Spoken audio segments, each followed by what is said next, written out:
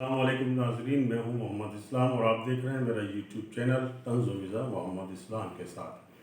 خواتین و حضرات، حسب روایت آج پھر سب سے پہلے ہم آپ کی خدمت میں اصلاح زبان کے حوالے سے گفتگو کریں گے۔ تو آج ہم جو لفظ بتانا چاہ رہے ہیں وہ ہے خراج عقیدت۔ اصل میں ہم نے یہ دیکھا ہے بعض احباب خراج عقیدت اور خراج تحسین میں تمیز نہیں کر پاتے۔ بعض اوقات وہ خراج تحسین کی جگہ خراج عقیدت اور خراج عقیدت کی جگہ خراج تحسین لکھ دیتے ہیں۔ تو یہاں ایک چھوٹا سا نقطہ ہے جس کی میں وضاحت کرنا چاہوں گا۔ جو شخصیات ہم سے جدا ہو جاتی ہیں، اللہ کو پیاری ہو جاتی ہیں، ہم ان کے لیے خراج عقیدت کا لفظ استعمال کرتے ہیں کہ انہیں خراج عقیدت پیش کیا گیا، جبکہ جو لوگ زندہ ہوتے ہیں ہم ان کی پذیرائی کرتے ہیں، ان کی تحسین کرتے ہیں، تو ان کے لیے ہم لفظ استعمال کرتے ہیں خراج تحسین کا۔ لیکن بعض احباب دونوں میں فرق نہیں کر پاتے اور دونوں کو غلط جگہ استعمال کرتے ہیں۔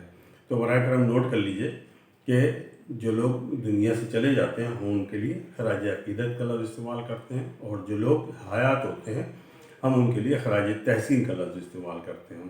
تو یہ تو ہوا آج اصلاح زبان کے حوالے سے ہماری گفتگو۔ اب ہم چلتے ہیں اپنی طنز و مزاح کی خوبصورت اور دلچسپ کہانیوں کی جانب۔ لیکن آج ہم نے مزاح صغیرہ کے بجائے 100 لفظی چھوٹی کہانیوں کے بجائے مزاح کبیرہ میں سے ایک کہانی کا انتخاب کیا ہے، کیونکہ ہمارے بعض احباب نے مزاح کبیرہ کی کہانیوں کو بھی اپنی پسندیدگی اس کی صنعت سے نوازا تھا۔ تو آج کی جو ہماری کہانی ہے اس کا عنوان ہے محترمہ۔ تو جناب اس کی مزاح کبیرہ کی اس کہانی کا عنوان ہے محترمہ، سماعت فرمائیے گا۔ اس کہانی کا عنوان ہے محترمہ۔ یہ ان دنوں کی بات ہے جب ہم نے یونیورسٹی میں ایم اے سال اول میں داخلہ لیا تھا۔ یونیورسٹی کے ابتدائی دن تھے، مگر ہماری آوارہ نظر کی زد میں ایک پیاری سی محترمہ آ چکی تھیں۔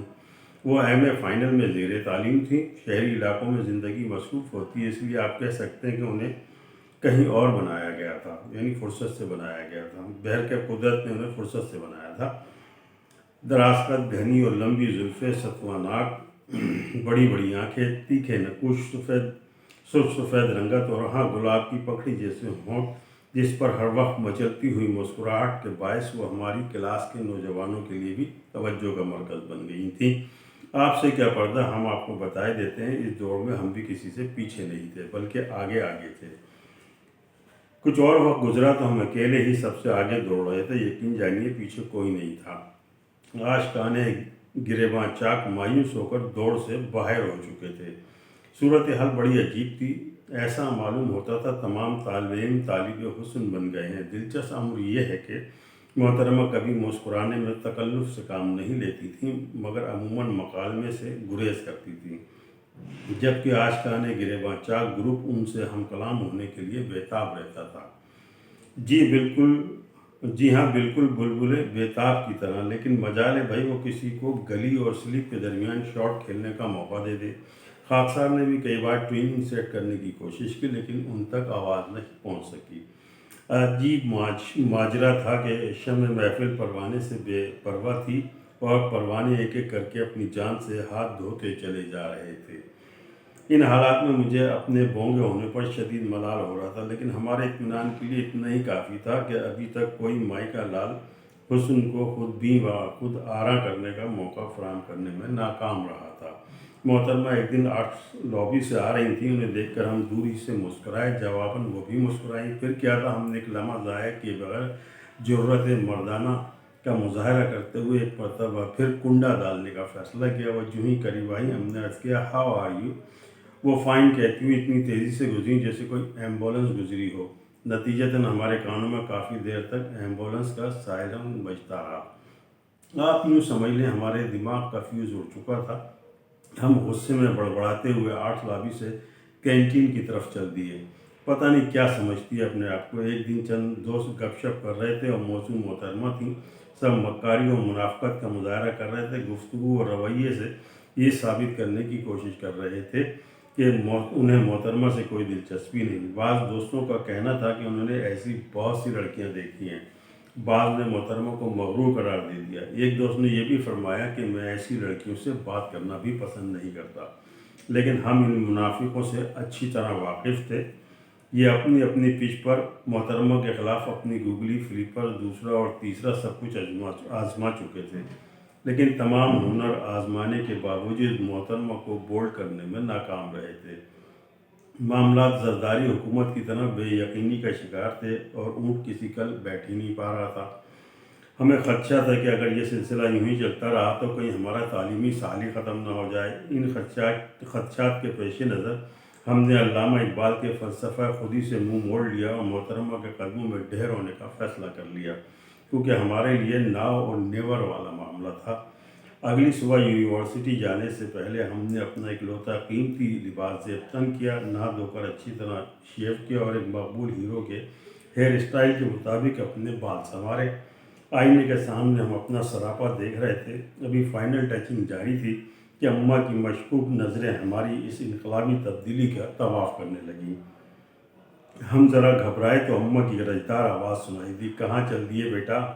کہاں کے ارادے ہیں؟"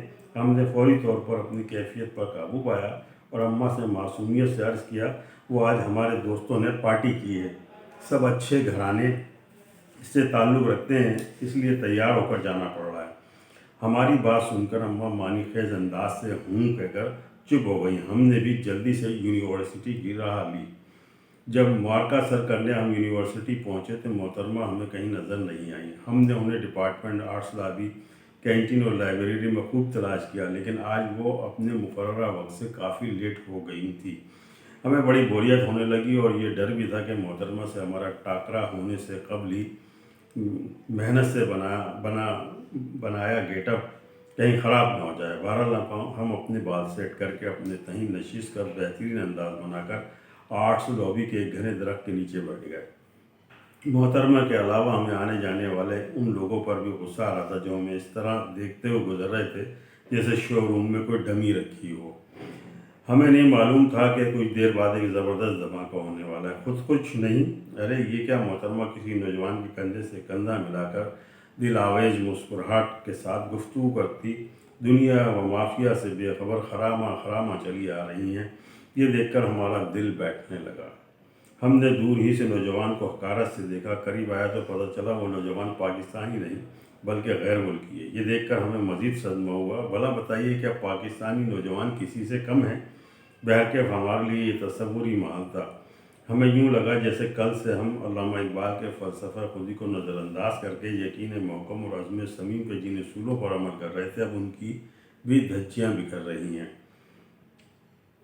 ہمارا دل بالکل گوارا نہیں کر رہا تھا، مگر اپنے اطمینان قلب کے لیے ہم نے ایم اے فائنل کے ایک دوست سے محترمہ اور ان کے دوست کے بارے میں دریافت کیا۔ اس نے ایک سردہا بھری جو خاصی طویل تھی اور کہا، یہ ایک فلسطینی نوجوان ہے جس کا محترمہ سے افیئر چل رہا ہے۔ گزشتہ سیمسٹر کے بعد نوجوان فلسطین چلا گیا تھا، آج ہی واپس آیا ہے۔ یہ سنتے ہی ہمارے دل کی حالت چمچی سے بھی بدتر ہونے لگی۔ ہم نے اپنے دل کو اسی طرح سنبھالا جس طرح چمچی ڈرائیور چمچی سنبھالتا ہے۔ اب دل خوش فہم کی تمام امیدیں دم توڑ چکی تھی۔ ہمارے دل میں انتقام کی آگ بھڑک رہی تھی۔ اس آگ کو بجھانے کے لیے بیرون ملک سے فوم منگوانے کی بھی ضرورت نہیں تھی۔ ہمارے لیے ناقابل برداشت تھا۔ جدھر دیکھتا ہوں ادھر تو ہے، مگر فلسطینی نوجوان کے ساتھ دونوں آرٹ لابی، لائبریری اور کونے خدروں میں جب بار بار سرگوشیاں کرتے دکھائی دیتے تو ہمارا دل زخمی کوے کی طرح کائیں کائیں کرنے لگتا۔ وقت گزرتا گیا اور وہ لمحہ بھی آ گیا جب ہماری کلاس والوں نے ایم اے فائنل کے طلبہ و طالبات کو فیئر ویل دینے کا ارادہ کیا۔ ہمارے کلاس فیلوز فائنل کے ساتھیوں کے لیے ٹائٹل کا انتخاب کر رہے تھے۔ ہم نے ان سے درخواست کی کہ براہ کرم محترمہ کے ٹائٹل کا معاملہ ہم پر چھوڑ دیں۔ ہم انہیں ایسا ٹائٹل دیں گے جو سب سے زیادہ پسند کیا جائے گا۔ ہمارے ساتھی اس بات پر رضامند ہو گئے۔ دراصل اس موقع کو غنیمت جان کر ہم نے محترمہ سے انتقام لینے کا فیصلہ کر لیا۔ فیئر ویل ہوئی تو ہال کھچا کھچ بھرا ہوا تھا۔ سب ایک دوسرے سے گپ شپ کر رہے تھے۔ فائنل کی کلاس کے دوستوں کو ایک ایک کر کے ٹائٹل دیے جا رہے تھے، لیکن میری نظر محترمہ کو تلاش کر رہی تھی۔ وہ فلسطینی نوجوان کے ساتھ نظروں سے اوجھل نشستوں پر بیٹھی خوش گپیوں میں مصروف تھیں۔ ہم پوری طرح سیٹ ہو کر آئے تھے، ٹائٹل دینا ہماری ذمہ داری تھی۔ محترمہ کی باری آئی، ان کا نام پکارا گیا، وہ مسکراتی ہوئی اسٹیج پر آئی۔ ہم نے ان کی خدمت میں یہ ٹائٹل پیش کیا، غیروں سے کہا تم نے غیروں سے سنا تم نے، غیروں سے کہا تم نے غیروں سے سنا تم نے، کچھ ہم سے کہا ہوتا کچھ ہم سے سنا ہوتا۔ ہم نے شعر کیا مکمل کیا، پورا حال تالیوں و کہکوں سے گونج اٹھا۔ آپ یقین جانیے محترمہ کی روایت کی مسکراہٹ پہلی بار غائب ہو چکی تھی۔ شرم و حیا اور غصے کے تاثرات محترمہ کے چہرے پر نمایاں تھے اور رخسار انگارے کی طرح سرخ ہو گئے۔ وہ پیر پٹکتی ہوئی اسٹیج سے ہوتی ہوئی سیدھی اپنے فلسطینی دوست کے پہلو میں جا بیٹھی، مگر ان کی اس کیفیت سے آج ہم بہت خوش تھے۔ آپ یقین کیجیے اس انتقامی کارروائی پر ہمارا دل خوشی سے بلند اچھل رہا تھا۔ آپ چاہیں تو دل پر ہاتھ رکھ کر چیک بھی کر سکتے ہیں۔ تو خواتین و حضرات، یہ تھی آج کی کہانی، ہماری مزاح صغیرہ سے ہمارا انتخاب، جس کا عنوان تھا محترمہ۔ امید ہے آپ کو یہ کہانی بھی پسند آئے گی۔ اس کے ساتھ ساتھ ہماری روایتی درخواست کہ ہمارے چینل کو سبسکرائب، لائک اور شیئر ضرور کرتے رہیے گا۔ اس کے ساتھ ہی مجھے اجازت دیجیے۔ اللہ حافظ۔